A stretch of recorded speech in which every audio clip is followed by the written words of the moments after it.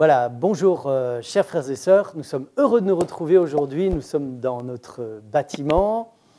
Alors c'est une prédication qui est enregistrée mais qui présage un retour proche de notre assemblée ici dans ce lieu. Alors avant tout je voudrais prier avec vous pour demander au Seigneur de nous accompagner pendant ce moment de partage de la parole de Dieu. Seigneur, nous te remercions d'être présent dans ce lieu avec nous. Nous te remercions parce que tu veux nous parler aujourd'hui encore au travers de ta parole. Et nous voulons simplement te demander que ton Esprit Saint parle à nos cœurs pour que nous puissions te recevoir et entendre ce que tu as à nous dire aujourd'hui. Merci pour ton amour. Merci parce que nous savons que tu es un Dieu bon, miséricordieux, un Dieu qui est désireux de nous rencontrer. Et nous voulons te dire oui, Seigneur. Nous voulons nous aussi te rencontrer aujourd'hui. Et nous t'adressons ensemble notre prière. Au nom de Jésus. Amen. Il y a quelque temps de cela, nous avions parlé des Philippiens. Vous vous souvenez que semaine après semaine, nous avions abordé cet épître aux Philippiens. Et ce que je vous propose là, c'est une autre aventure. Alors cette aventure ne va pas se vivre en Grèce, enfin en tout cas dans la Grèce actuelle où se trouvent les restes de l'église de Philippe, mais va se dérouler plutôt en Asie mineure, dans la Turquie actuelle, dans la ville de Colosse. Nous avons une épître que Paul a écrite aux Colossiens. Je ne sais pas si vous savez, mais Paul n'est probablement pas allé visiter ou évangéliser la ville de Colosse. On le retrouve dans le chapitre 1, nous retrouvons le nom de Épaphras, qui a été très probablement celui qui a évangélisé la ville de Colosse et qui a vu naître l'église de Colosse. Donc Paul va écrire à cette église de Colosse, comme il va écrire, nous le verrons, à la ville de Hiérapolis, qui se trouve pas très très loin, ainsi que la ville de Laodicée, qui se trouve également dans la même région que l'église de Colosse. Et je voudrais commencer avec vous et lire les 11 premiers versets. Colossiens, chapitre 1, à partir du verset 1er. Paul, apôtre de Jésus-Christ par la volonté de Dieu, et le frère Timothée, aux saints et fidèles frères en Christ qui sont à Colosse. Que la grâce et la paix vous soient données de la part de Dieu, notre Père. Nous rendons grâce à Dieu, le Père de notre Seigneur Jésus-Christ, et nous ne cessons de prier pour vous, ayant été informés de votre foi en Jésus-Christ et de votre amour pour tous les saints, à cause de l'espérance qui vous est réservée dans les cieux, et que la parole de vérité, la parole de l'Évangile vous a précédemment fait connaître. Il est au milieu de vous, dans le monde entier, il porte des fruits et il va grandissant, comme c'est aussi le cas parmi vous, depuis le jour où vous avez entendu et connu la grâce de Dieu conformément à la vérité. D'après les instructions que vous avez reçues d'Épaphras, notre bien-aimé compagnon de service, qui est pour vous un fidèle ministre de Christ et qui nous a appris de quel amour l'Esprit vous anime. C'est pour cela que nous aussi, depuis le jour où nous en avons été informés, nous ne cessons de prier Dieu pour vous et de demander que vous soyez remplis de la connaissance de sa volonté, en toute sagesse et intelligence spirituelle, pour marcher d'une manière digne du Seigneur et lui être entièrement agréable, portant des fruits en toutes sortes de bonnes œuvres et croissant par la connaissance de Dieu, fortifié à tous égards par sa puissance glorieuse, en sorte que vous soyez toujours et avec joie, persévérants et patients. Alors ça fait beaucoup de mots, beaucoup de paroles que Paul va prononcer. Vous savez que le texte qui nous vient de Paul est toujours très dense et très riche. Et je voudrais m'arrêter sur le premier verset. Paul, apôtre de Jésus-Christ par la volonté de Dieu. Juste m'arrêter là. Paul est apôtre de Jésus-Christ. Apôtre, ça veut dire envoyé. Paul, est envoyé de Jésus-Christ par la volonté de Dieu. Paul, c'est celui que Christ envoie. Paul, c'est celui que Christ envoie par la volonté du Père, pas la sienne. Ce n'est pas Paul qui a décidé, tiens, je vais aller évangéliser, je vais faire... Non, c'est Dieu qui l'a envoyé. Paul n'est donc pas autoproclamé envoyé de Jésus-Christ. Il vient par la volonté du Père. Je voudrais rappeler un peu ce qu'est Paul. Paul, c'est Saul de Tarse, qui est devenu Paul. Paul, c'est cet homme qui a été malheureusement meurtrier, qui a persécuté l'Église, qui a amené les gens captifs, tous ceux qui croyaient en Jésus. Paul, c'est cet homme rempli de colère qui va rencontrer son Dieu, qui va rencontrer son Sauveur, qui va faire cette rencontre avec Jésus et qui va venir à ses pieds, venir demander pardon pour ses péchés et qui va recevoir la grâce de Dieu. Grâce de Dieu qu'il mentionne à 2 reprises dans ce passage, dans les versets 1 à 11 du chapitre 1er. On va y revenir tout à l'heure. Bien que meurtrier donc, bien qu'ayant ravagé l'Église et fait beaucoup de tort à bon nombre de familles, Paul est choisi. Par grâce, Paul est envoyé. Envoyé de Jésus-Christ. Jésus-Christ, vous savez que le mot Christ, c'est la traduction grecque du mot Messie, celui que Dieu envoie. Donc Paul est envoyé de Jésus le Messie parce que pardonné et gracié. L'envoi vient de la croix. Si Paul est là en train d'écrire aux Colossiens, c'est tout simplement parce qu'il s'est retrouvé au pied de la croix. Paul a bien conscience qu'il est juste bénéficiaire de l'amour de Jésus. Je vous invite à prendre un autre passage qui se trouve, lui, dans l'Épître aux Éphésiens au chapitre 2, et nous lirons les versets 8 et 9. Paul va dire, « C'est par la grâce que vous êtes sauvés par le moyen de la foi. Et cela ne vient pas de vous, c'est le don de Dieu. Ce n'est point par les œuvres afin que personne ne se glorifie. » Vous savez, quand Paul dit ça aux Éphésiens, vous êtes sauvés par le moyen de la foi, ça ne vient pas de vous, c'est un don de Dieu, c'est parce qu'il le vit. Il le vit au fond de lui-même. Et chaque jour, Paul est au bénéfice de cette grâce, au bénéfice de cet amour de Dieu. Et c'est ça qui va faire de Paul quelqu'un qui est envoyé par Jésus-Christ. Permettez-moi de traduire, il est envoyé par la grâce qui est disponible grâce à Jésus-Christ. Et Paul souligne bien la dette qui était la sienne et dont il a été pardonné. Toujours dans l'Épître aux Éphésiens, au chapitre 3, cette fois, les versets 3 et 4, voici ce qu'il nous dit. « C'est par révélation que j'ai eu connaissance du mystère sur lequel je viens d'écrire en peu de mots. En les lisant, vous pouvez vous représenter l'intelligence que j'ai du mystère de Christ. » Et Paul a une intelligence du mystère de Christ. Pourquoi ? Parce qu'il le vit, parce qu'il l'a expérimenté, parce qu'il l'a goûté et parce qu'il goûte à ce mystère de Christ, de la grâce de Christ, de l'amour de Christ au quotidien. Un peu plus loin, au verset 6, dans Éphésiens 3 toujours, ce mystère, c'est que les païens sont cohéritiers, forment un même corps et participent à la même promesse en Jésus-Christ par l'Évangile, par la bonne nouvelle dont j'ai été fait ministre selon le don de la grâce de Dieu qui m'a été accordé par l'efficacité de sa puissance. Entendons ce que Paul est en train de dire. Il dit, voilà, j'ai été fait ministre, autrement dit, serviteur de l'Évangile, serviteur de la bonne nouvelle, selon le don de la grâce de Dieu.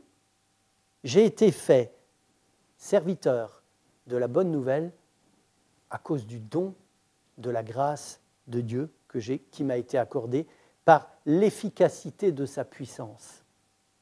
La puissance de Dieu qui va permettre à Paul de vivre cette repentance, de pouvoir être pardonné de tous les péchés qu'il a commis, de pouvoir être lavé, de pouvoir être libéré, de pouvoir regarder la vie sous un nouveau jour. La vie, comme Jésus disait, la vie en abondance, que seul le bon berger peut donner. Au verset 8, Paul va continuer et va dire « À moi qui suis le moindre de tous les saints », parce qu'il le vit comme cela, cette grâce a été accordée d'annoncer aux païens les richesses incompréhensibles de Christ. Quelle belle phrase. « À moi qui suis le moindre de tous les saints », cette grâce a été accordé d'annoncer aux païens les richesses incompréhensibles de Christ. Je m'arrêterai là dans ce passage où on voit vraiment Paul qui parle de cette grâce qui lui a été faite par l'efficacité de la puissance de Dieu. Vous savez, si nous sommes pardonnés, si nous pouvons venir à Dieu, si nous pouvons lui demander pardon pour nos péchés, être repentants et recevoir de sa part le pardon qu'il nous a accordé, si nous pouvons être lavés, si nous pouvons avoir une nouvelle chance jour après jour grâce à Dieu, c'est par l'efficacité de sa puissance. Et sa puissance réside dans son amour. La grâce qui lui a été accordée, deuxièmement, c'est celle d'annoncer aux païens les richesses incompréhensibles de Christ et de mettre en pleine lumière pour tous la façon dont Dieu mène ce plan à sa complète réalisation. C'est un dessein éternel. Paul va parler de ce dessein éternel qui se trouve en Dieu depuis le début. Autrement dit, le dessein éternel de Dieu d'amener les êtres humains que nous sommes, les pécheurs que nous sommes, à sa grâce, au pardon et à la grâce de pouvoir annoncer et partager au monde la bonne nouvelle, les richesses incompréhensibles de Christ, habitent en Dieu depuis toujours. Ce plan était en Dieu depuis toujours. Autrement dit, ce plan, c'est le reflet de sa personne, le reflet de son amour, le reflet de qui il est. Ce que Paul a la grâce d'annoncer, c'est tout simplement ce que Dieu est pour lui, parce qu'il le connaît, parce qu'il a une expérience avec lui. Voilà ce qu'est l'apôtre. Voilà ce qu'est l'envoyé de Jésus-Christ, le Messie, par la volonté du Père. Quelle expérience! Et vous et moi, nous pourrions nous poser la question ce matin, à savoir, qu'en est-il de moi? Est-ce que moi aussi, je peux être bénéficiaire de cette grâce? Est-ce que moi aussi, je peux être un envoyé de Jésus-Christ par la volonté du Père? C'est la question qui nous est posée, parce que l'envoi, vient de la croix. L'envoi vient de la grâce de Dieu. Tu ne te trouves pas assez bon? Pas assez proche de Dieu? Tu as le sentiment qu'il y a encore trop de choses à régler dans ta vie avant de répondre à son appel? Rappelle-toi que l'envoi vient de la croix.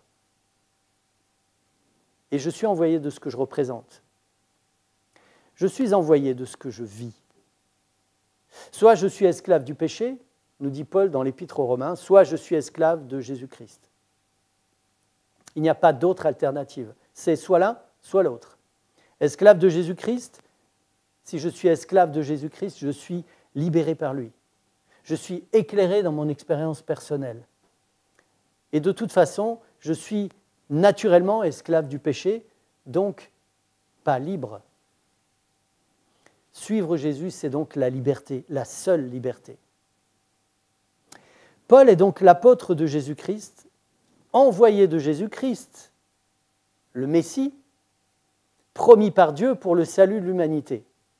Voilà qui il est. Et nous sommes invités, chacun d'entre nous, à être envoyés. L'envoyé de Jésus, le Messie qui a été promis, l'envoyé de l'amour de Dieu, l'envoyé de la grâce de Dieu que nous vivons au quotidien, et cette grâce de Dieu que nous pouvons partager à tous les hommes, à toutes les femmes, à tous les enfants.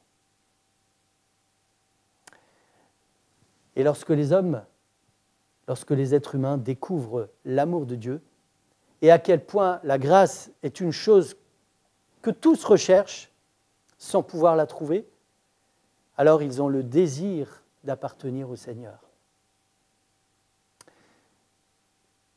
Ce passage nous lance un appel. Nous sommes tous des envoyés spéciaux de la part de Dieu, chacun de nous. Et le Seigneur nous invite à vivre cette grâce au quotidien. Est-ce que toi, mon frère, toi, ma sœur, est-ce que tu as vécu la grâce de Dieu aujourd'hui? Est-ce que tu as cette relation personnelle avec lui, dans laquelle tu vis dans son amour, dans sa grâce, dans laquelle tu es libéré de tes péchés et dans laquelle tu n'as qu'un désir, c'est de partager cette vie extraordinaire et, comme dit Paul, incompréhensible que Dieu nous donne. c'est incompréhensible ce que Dieu a fait pour nous. C'est incompréhensible de pouvoir vivre ces choses de cette manière-là. Et je dois le dire, je remercie le Seigneur pour toutes les fois où, lorsque je me tiens devant lui, je me relève toujours, comme dit le cantique, je me relève triomphant, toujours. Et lorsque nous nous relevons triomphants, à chaque fois, nous avons le désir de partager.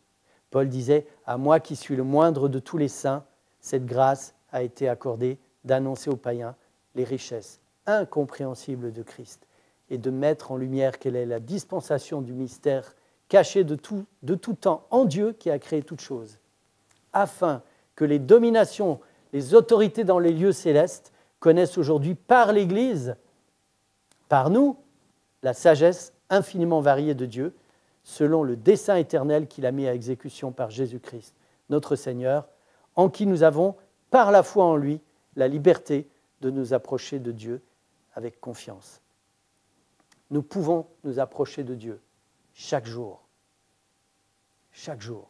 Vous savez, la prière du matin, la prière pour les repas, la prière du soir, c'est très bien. Mais ça ne suffit pas pour une relation profonde. Pour vivre la grâce de Dieu, il nous faut nous approcher de Dieu. Il nous faut assaillir le trône de grâce. Il nous faut nous ouvrir au Seigneur comme on le ferait avec son meilleur ami. Vous connaissez cette phrase.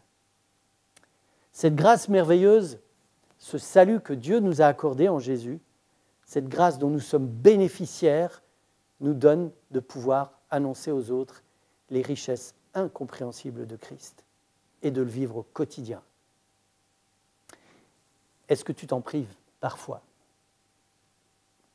Est-ce que tu le vis au quotidien? Quel est le vécu que tu as par rapport à cela? Je sais que certains d'entre nous le vivent d'une manière quotidienne ou quasi quotidienne.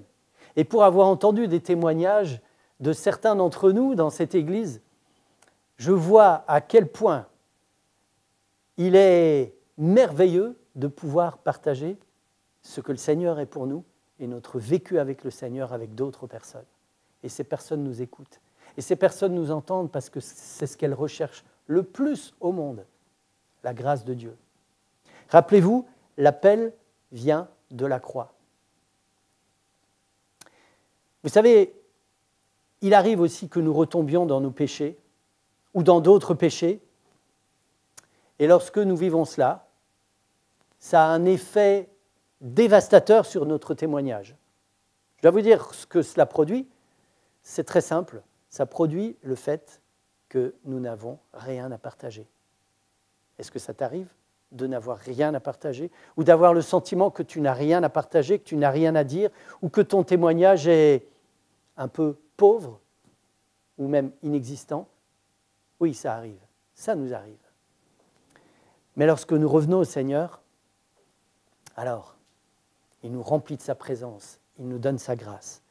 Alors, reprenons ce texte de Colossiens 1, versets 1 à 11, où Paul nous parle de la grâce à 2 reprises. Vous trouvez cette grâce mentionnée au verset 2. « Que la grâce et la paix vous soient données de la part de notre Père ». Il s'adresse aux Colossiens. Et au chapitre 6 également, quand il dit, et il parle de Jésus, c'est un très beau passage, versets 6, 7 et 8, il parle de Jésus en disant « Il est au milieu de vous ». Il est au milieu de nous. Parce qu'il nous aime. Il est au milieu de nous par sa grâce. Donc c'est une grâce qu'il nous fait. Et il le fait avec amour, il le fait parce qu'il désire le faire, parce qu'il nous aime et parce que nous sommes ses enfants. Il est au milieu de vous et dans le monde entier, il porte des fruits et il va grandissant, comme c'est aussi le cas parmi vous depuis le jour où vous avez entendu et connu la grâce de Dieu, conformément à la vérité.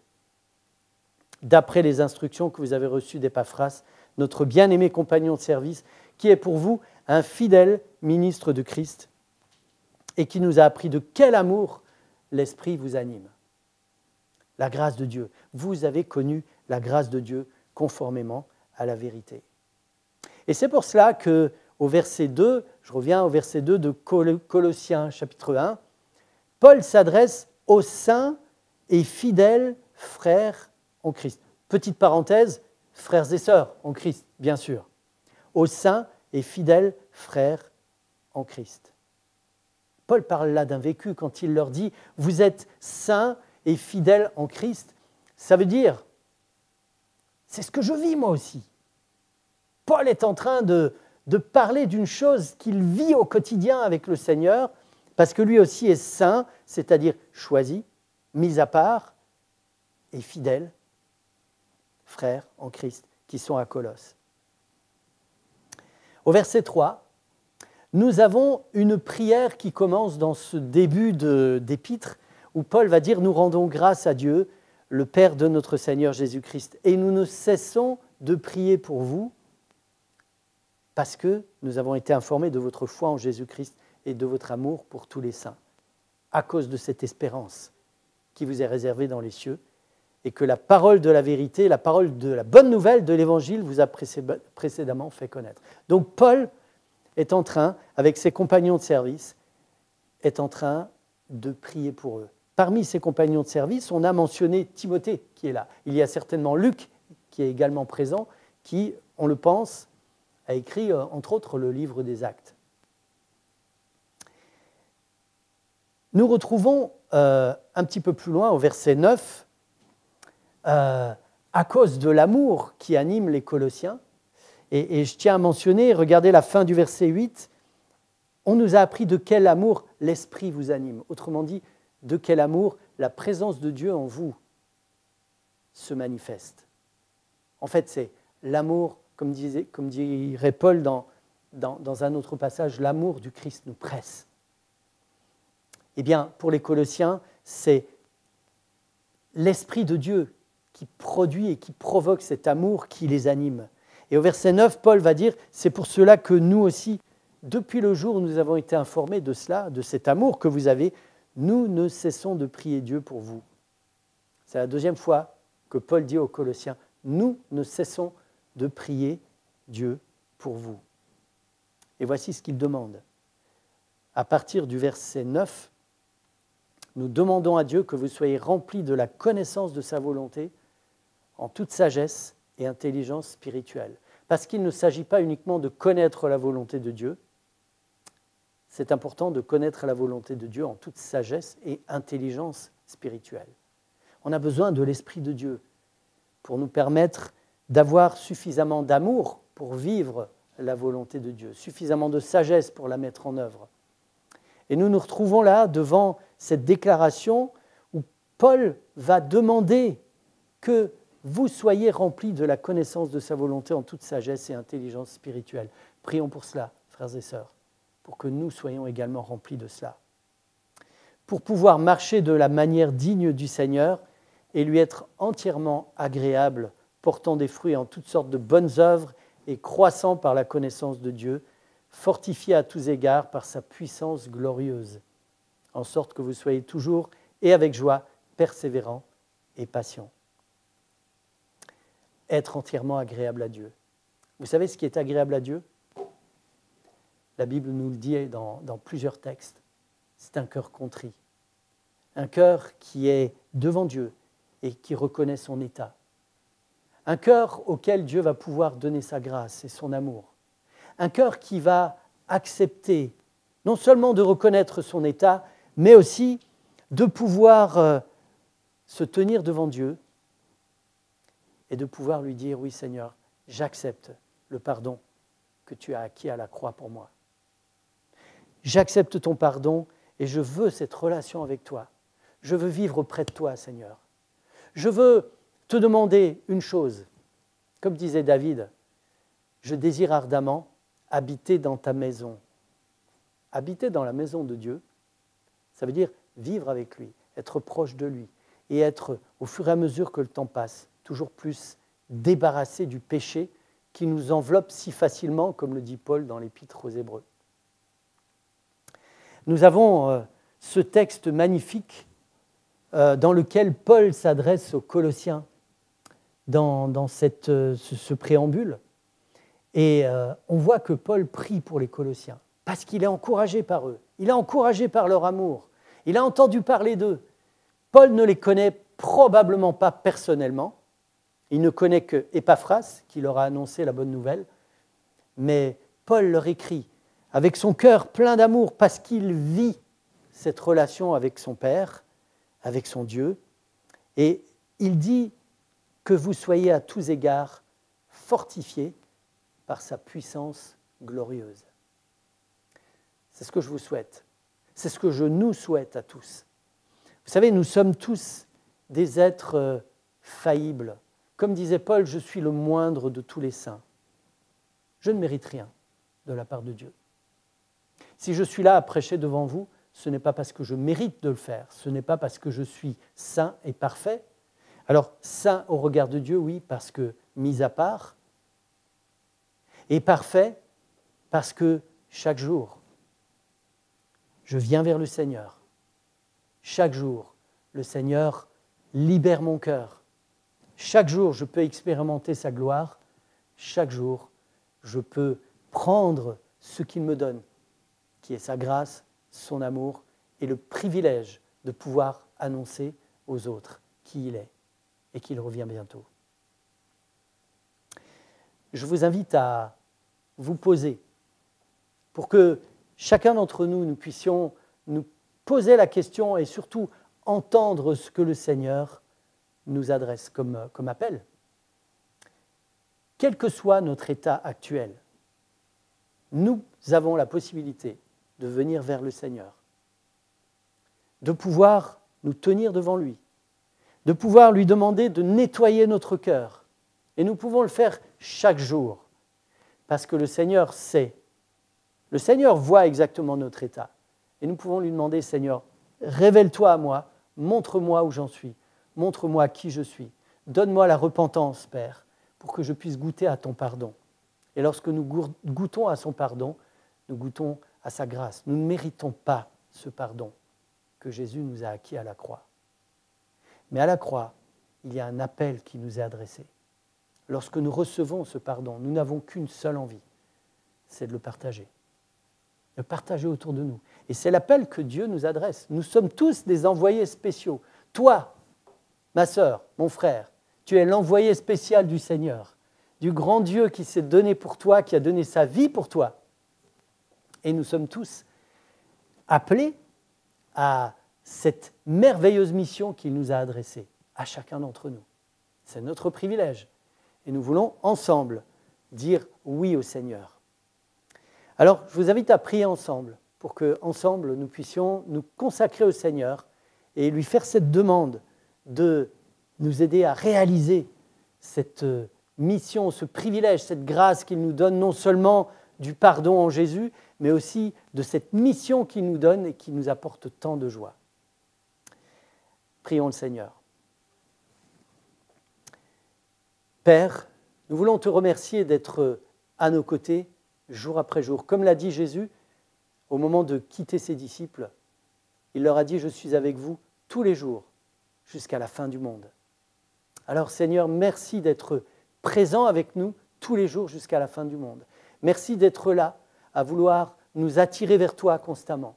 Merci de nous avoir donné ton esprit qui nous rappelle constamment que nous pouvons venir vers toi, que nous pouvons déposer entre tes mains nos péchés, nos fautes, nos culpabilités, et que tu nous donnes le pardon qui est en Jésus. Le pardon vient de la croix. L'appel vient de la croix. Et Seigneur, merci parce que tu nous appelles à partager. Tu nous appelles à être des personnes remplies de paix, remplies de joie, remplies d'amour, et qui ont le désir de partager. Seigneur, c'est une vie extraordinaire que tu nous proposes.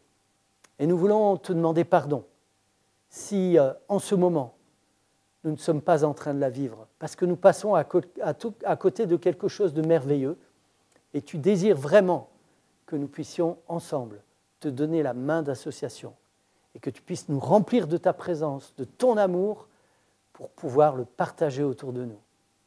Seigneur, nous sommes heureux parce que nous voyons en ce moment, dans ce qui se passe sur notre terre, les signes des temps qui annoncent le proche retour de notre Sauveur. Et nous sommes heureux parce que nous savons que bientôt nous te verrons face à face et nous pourrons mieux comprendre le Dieu merveilleux que tu es. nous t'adressons ensemble cette prière que nous t'offrons au nom de Jésus, notre Sauveur. Amen. Voilà, je vous souhaite un bon sabbat à tous et que le Seigneur nous bénisse chacun. Amen.